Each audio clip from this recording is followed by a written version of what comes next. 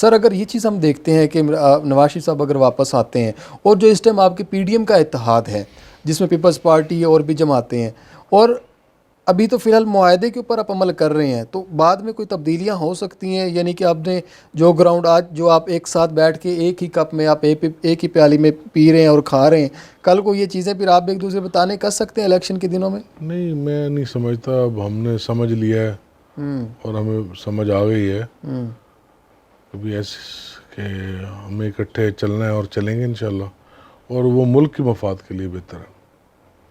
اور ہم تو عمران خان کو بھی یہ کہتے ہیں کہ آئیں ٹیبل پہ بات کریں کیسے الیکشن کرانے ہیں، کب کرانے ہیں، لیکن آپ کی ڈکٹیشن پہ نہیں ہم کر سکتے کہ آپ کہیں جی اب بھی کرا دیں، اور ایسے نہیں. نہیں، شہباز شریف صاحب نے کہا ہے کہ عمران خان کے علاوہ باقی ساری جماعت سے مشاورت کرنے کے لیے تیار ہیں، وہ جھوٹا اور فراڈ بندہ ہے. یہ بات تو ٹھیک ہے، اس کو تو میں آپ کے سامنے ہی ایگری کرتے ہیں اس بات کو. اچھا، تو مطلب جو عمران خان صاحب بات کہتے ہیں وہ جھوٹی ہے؟ بہت سر سارے ذرا جھوٹ بھی. میں کہتا ہوں ذرا نیوٹرل ہو کے ذرا آپ دینا دبنگ سا تبصرہ، ذرا نیوٹرل ہو کے دیں. دیکھیں نا، اب جب اس کو بھی غلط نہ سمجھے کہ جو خان میں صاحب غلط ہو نیوٹرل کے کو نا بات نہیں کر رہا بڑا ہوں. اس ٹائم سنگین نام بنا دیا اس ٹائم. خان صاحب جو ہے وہ امپائر کو اپنے ساتھ ملا کے آئے اور وہ یہ تانا ہمیں دیتے رہے. صحیح.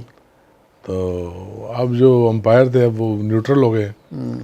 تو اب دیکھیں گے بھی جن کی اکثریت تھی. نیوٹرل لفظ بھی سر بڑا اس ٹائم خطرناک اب بن اگر یہ چکا ہے. دیکھیں نا، سب سے بڑی المیہ یہ ہے کہ پنجاب میں ہماری اکثریت تھی، وہ اس کو توڑا گیا.